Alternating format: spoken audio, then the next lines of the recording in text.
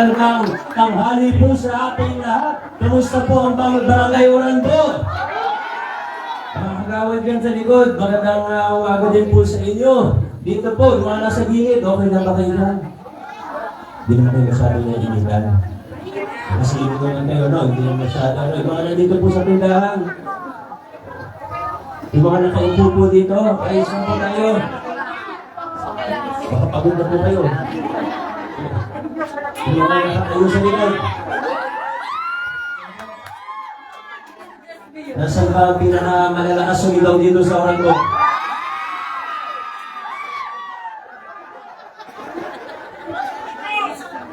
Meron pong nakakalimutan tanungin si congressman natin. Pero ito, siguro di na rin naman talaga kailangan tanungin. Dahil sigurado na po tayo na katulayan niya naman ang kanyang sarili. Dahil itong mga nakaraang taon, lahat ng mga batas na sinulong niya, lalo na sa larangan ng edukasyon. Kaya ang tanong ko po sa inyo, sino ang number 1 sa balota bilang congressman? Mahina po, sino ang ating congressman? Ayun ang sinasabi ko. Maraming salamat po, Congressman.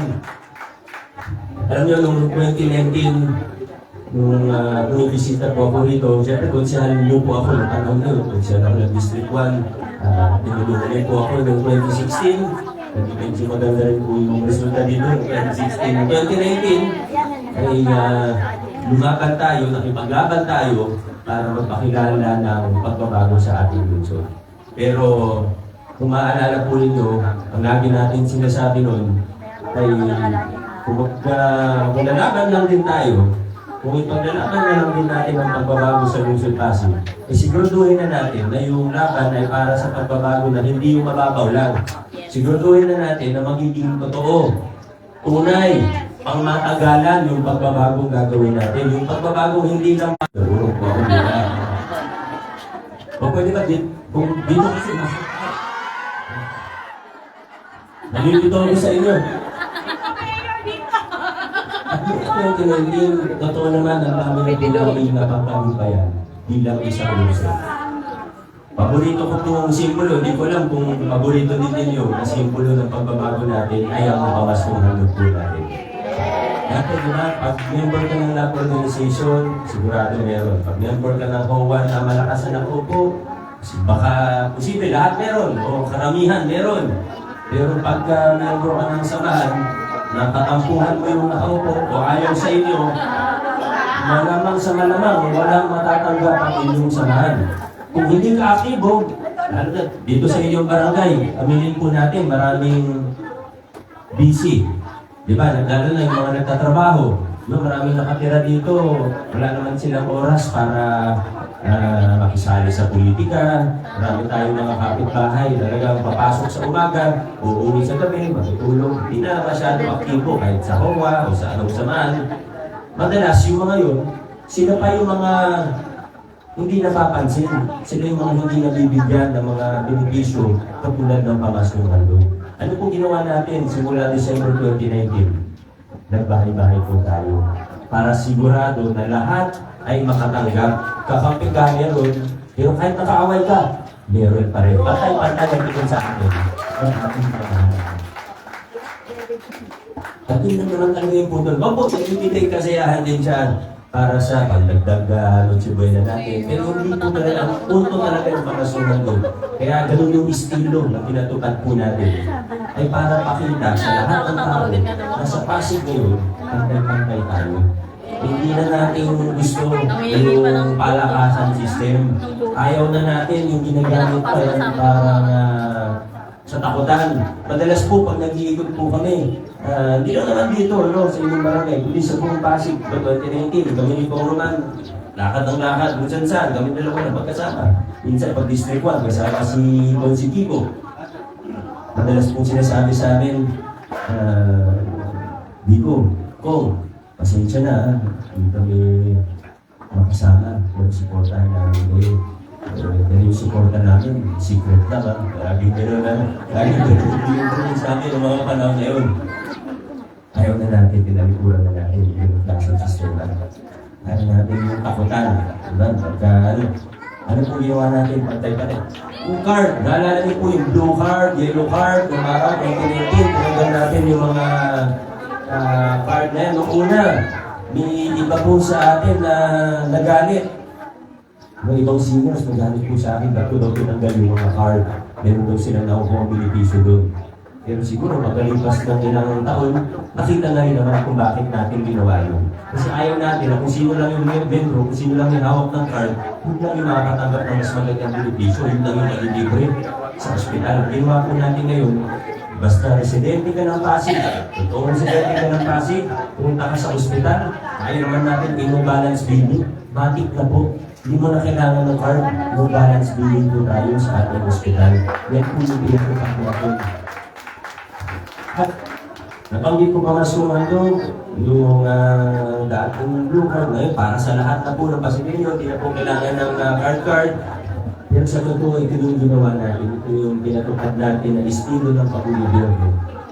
Sa lahat ng larangan, sa lahat ng opisina, sa lahat ng programa ng ating City Hall. Alayo na po ng narating natin. At siyempre, kailangan ko rin pong bagitin. Siguro yung pinakamalaking pagbabago na ginawa natin sa ating museo, tinanggal natin yung kickback. Naglinis tayo. Pero, minsan, open secret na lang yung corruption, di ba, sa pamahalaan. Open secret po yan. Alam natin na nandyan yan. Mahirap paghanap ng ebidensya, totoo po yun. Pero alam natin, totoo yan. Pero isipin nyo na lang kung minsan, hindi natin na-realize kung gaano kalaking pera ba yung pinag-uusapan natin. Kahit 1% lang dyan, sa laki ng budget ng lulusod natin. Alam natin, diba, naririnig natin, kahit sila Mayor Rodríguez sa Baguio, binukwento niya. Yung ibang porsentuhan na yun, umabot ng 30%, 40%. Minsan, mas malaki pa daw. Kung yung sa 20% na nga lang ng budget natin, 20 plus billion na yung budget, kayo na po mag-compute kung nasa magkano po ba yun. Kung tumatanggap ako kahit 1% lang, sobrang dami ko ng pera sa bangko ngayon. Kung tumanggap ako, kung dati 20%, kung tumanggap po ako nun, kahit nga hindi sa lahat ng project, may billion piso na po ako ngayon. Kung tumatanggap sa 6 years ko po, totoo po yan. Pero hindi natin binenta ang prinsipyo natin.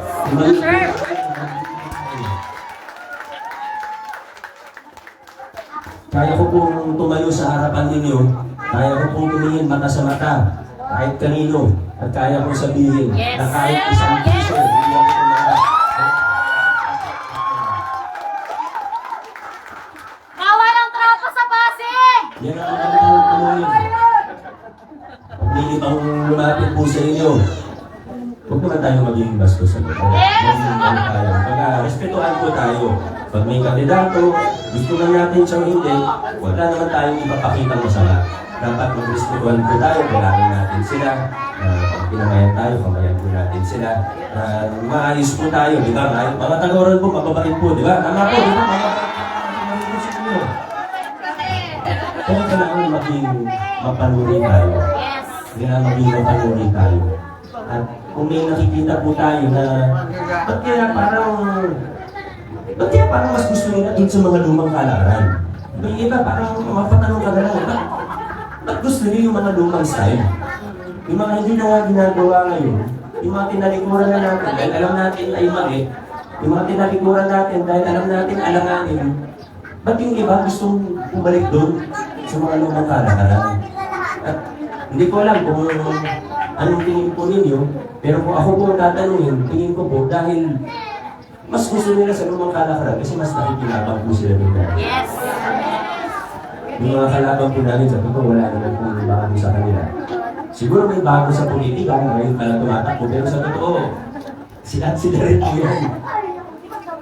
Kung hindi sila yung politiko dati, sila yung mga behind the scenes, sila yung mga kontratista.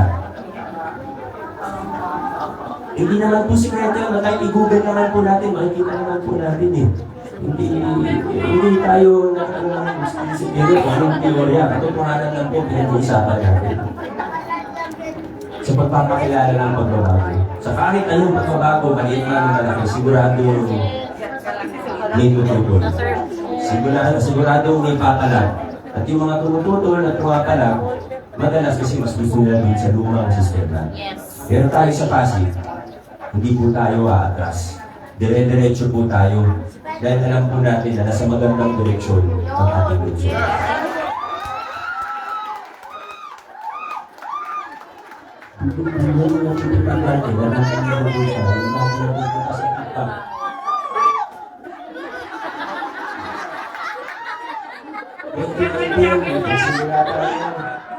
Hindi naman ang kwento.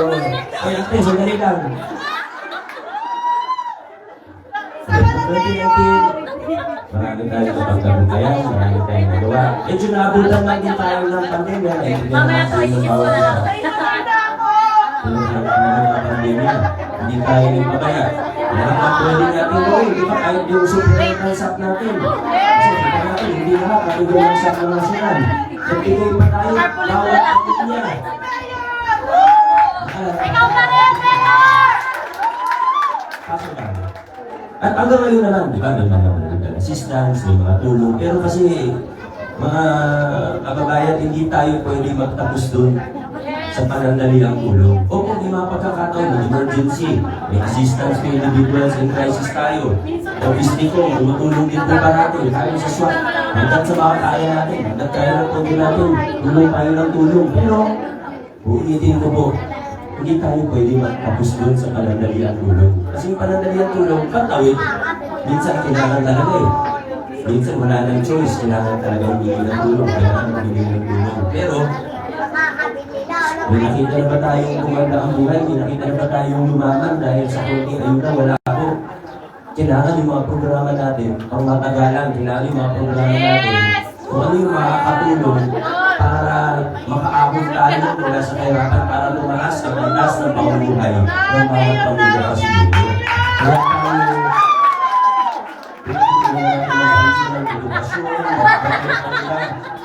pero sa lahat ng narinig nyo kanina, pagkala rin ang mensahe sa ating kanina ni Vice Mayor Dodot po natin. Kung mapapansin po ninyo ang meeting ng Pasig, hindi po kami masyadong nagbibitang ng mga pangako. Diba? Mula barangay hanggang city level, hanggang nasyonal, tuwing eleksyon, parang nagsawa na tayong mga mamamayan sa mga paulit-ulit na pangako ng mga politiko. Natural lang naman eh, di ba? Yan ang pinakamadaling gawin namin eh. Kasi sa pangako, laway lang ang puhunan. Kahit ano, pwede mong sabihin. Pwede mong sabihin, bibigyan ko kayo ng tag 100 million pesos. Kaya mo sabihin yun. Pero kaya bang gawin? Siyempre, hindi. Kaya mo sabihin na, oy, itong gagawin natin sa orang po sa Pasig, itong madali po mangako. Kaya kung mapapansin niyo po, nung nagsasalita yung mga kasama natin, mas nag-focus sila sa... Opo, may mga plano tayo at sinishare din natin yung mga plano natin para sa inyong barangay, para sa inyong lungsod. Opo, pero papansin po yun, more of yung accomplishment, yung nagawa na yung kinukwento. Kaya, ngayong umaga na ito, ako po ay nangangako sa inyo.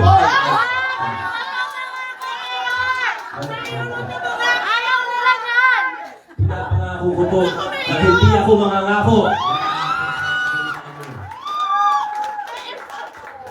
Pero kung mapapansin po ninyo, mula 2019, ganun po. Kaya kung mapungkot siya yung 2016, hindi ako mahilig mangako. Pero, ito po, tanong ko po sa inyo, 2019, pinangako ko ba yung local senior pension sa inyo? Hindi po. Pero nung nakitang kayang gawin at pwedeng gawin, ginawa na lang po natin. 2022, pinatupad yung local senior pension. Ngayon, 2025, pinangako po ba namin na i-expand yung local senior pension para makasama yung mga 4,000 kilo na SS? Hindi namin pinangako yan. Pero, ginagawa na rin po natin yung pinangako natin na pwede. Noong 2019 hanggang 2022, pinangako ba yung pagdagdag ng bilang ng eskola? Pinangako ba yung Pag-asa Scholarship Program? Hindi po yan pinangako. Pero nakita natin na kaya gawin, nakita natin na pwedeng gawin. Mula 11,000 eskola noong 2019, ngayon nasa 25,000 na eskola natin at may bago pang Pag-asa Scholarship Program.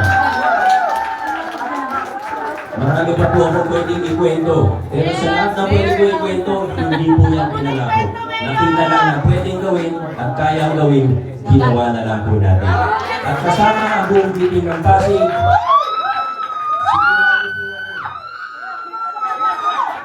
I love you, Mayor! kasama po ang bitin ng Pasig. Noong 2022, magpapasalamat po ako sa inyo kasi binigyan niyo po ako ng mga mas matitibay na kasangga sa ating lungsod. Hindi lang sa congressman, kundi atras ang takbo ng ating lungsod. Kaya ito po mga kasama sa meeting kasi mula kay Vice Mayor Dodon, sa ating anim na konsyal, siyempre kasama si Congressman Romulo, tayo po sa lungsod ng Pasig ay hindi aatras, dire-diretso lang. Maraming salamat po sa inyo. God bless Pasig City. Mabuhay po ang bawat isang Pasigueño.